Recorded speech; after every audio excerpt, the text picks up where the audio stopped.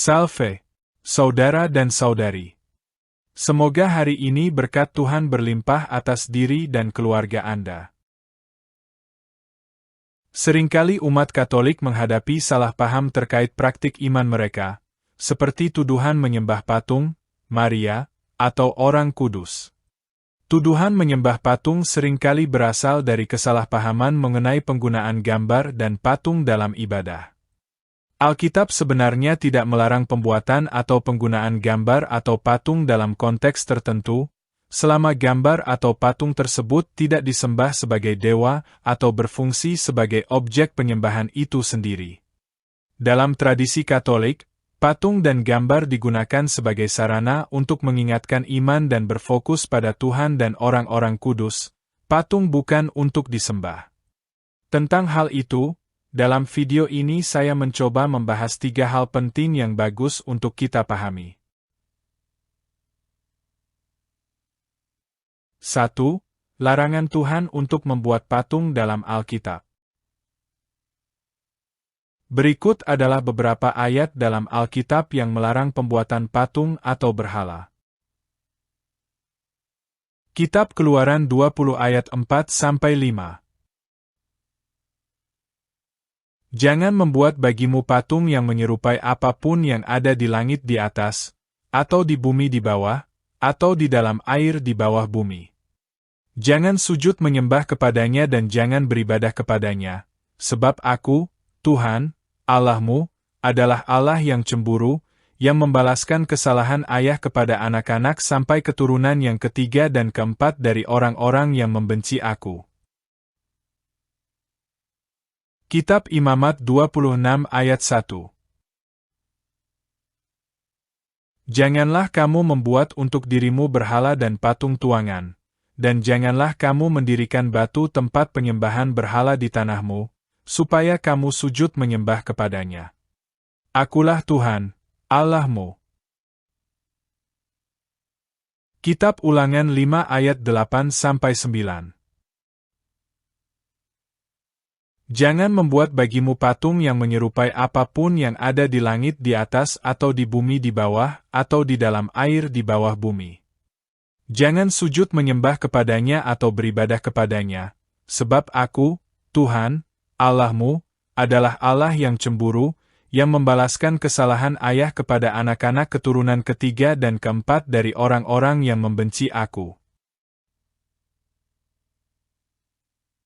Nah saudara dan saudari, jika dilihat dari konteksnya, larangan membuat patung dalam Keluaran 20 ayat 4-5, Imamat 26 ayat 1, dan Ulangan 5 ayat 8-9 lebih mengarah pada larangan untuk membuat dan menyembah patung berhala, bukan pada pembuatan patung itu sendiri. Tuhan melarang umat Israel membuat patung untuk disembah atau diperlakukan sebagai objek penyembahan. Karena itu merupakan tindakan penyembahan terhadap ciptaan, yang bertentangan dengan penyembahan hanya kepada Tuhan. Dalam Alkitab, pembuatan patung yang dimaksud adalah patung yang dianggap sebagai dewa atau objek yang menggantikan Tuhan.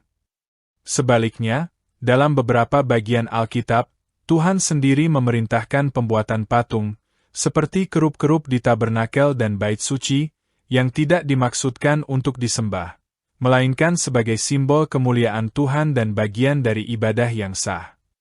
Dengan demikian, yang dilarang adalah penyembahan terhadap patung, bukan pembuatan patung itu sendiri dalam konteks yang benar. 2. Perintah Tuhan untuk membuat patung dalam Alkitab. Berikut ini, beberapa ayat dalam Alkitab yang meminta pembuatan patung, atau representasi visual dalam konteks yang berbeda, yang sering kali berkaitan dengan instruksi dari Tuhan dalam situasi tertentu. Kitab Keluaran 25 ayat 18-20. Dan kamu harus membuat 2 kerup dari emas, dari tembaga yang ditempa, pada kedua ujung tutup pendamaian. Hendaklah 1 kerup pada ujung yang satu, dan 1 kerup pada ujung yang lain. Buatlah kerup-kerup itu pada tutup pendamaian, pada kedua ujungnya. Kerup-kerup itu harus mempunyai sayap yang mengembang, melindungi tutup pendamaian dengan sayapnya, menghadap satu sama lain, dengan wajah mereka menghadap tutup pendamaian. Ayat ini menggambarkan perintah Tuhan kepada Musa untuk membuat patung kerup sebagai bagian dari tabernakel, yang dipandang sebagai simbol kehadiran Tuhan. Patung dalam hal ini bukan disembah, melainkan menjadi bagian dari tempat pertemuan Tuhan dengan umat Israel.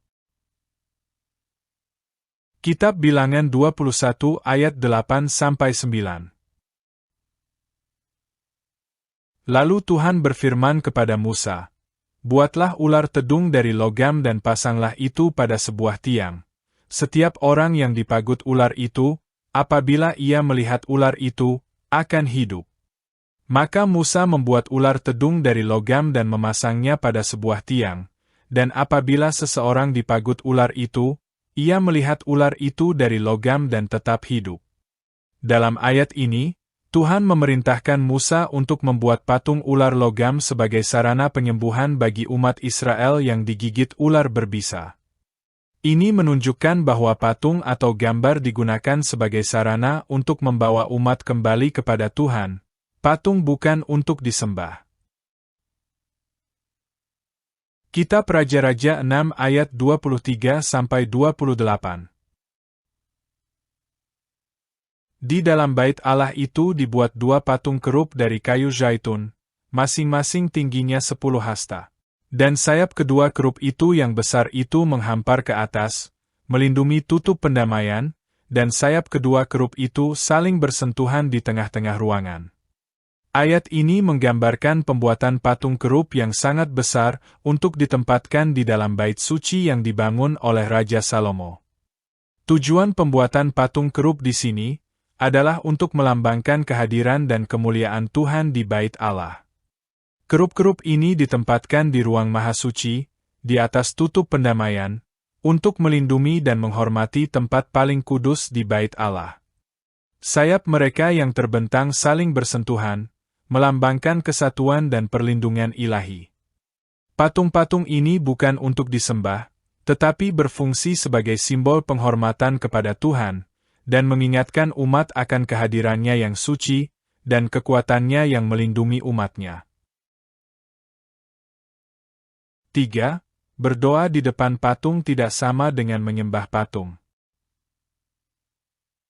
Jika logika bahwa berdoa di depan patung sama dengan menyembah patung diterapkan, maka hal ini dapat dibalik dengan menyatakan bahwa denominasi Kristen lain tidak mungkin dapat menyembah Tuhan, karena Tuhan, yang bersifat transenden dan tidak dapat digambarkan secara fisik, tidak memiliki representasi visual. Dalam teologi Kristen, tindakan menyembah Tuhan melampaui elemen fisik. Penyembahan adalah tindakan hati, jiwa, dan roh, bukan sekadar keberadaan atau ketiadaan objek visual. Dalam ajaran Katolik, penggunaan patung atau benda rohani lainnya, seperti salib atau gambar Santo Santa, bukanlah bentuk penyembahan kepada patung itu sendiri, melainkan sarana untuk menghormati dan mengarahkan hati kepada Tuhan. Gereja Katolik dengan tegas membedakan antara penyembahan, latria, yang hanya ditujukan kepada Allah, dan penghormatan, dulia, yang diberikan kepada para santo santa sebagai orang-orang kudus yang telah dekat dengan Tuhan. Patung dan benda rohani digunakan sebagai pengingat akan kehadiran ilahi dan kehidupan teladan para kudus. Sebagai contoh, patung Yesus yang disalibkan mengingatkan umat akan pengorbanannya di kayu salib, sementara patung Maria membantu umat mendekatkan diri kepada Kristus melalui perantaraannya. Ini selaras dengan prinsip inkarnasi, di mana Allah hadir dalam bentuk manusia. Penggunaan patung dalam Gereja Katolik didasarkan pada tradisi kuno dan tidak bertentangan dengan perintah Allah.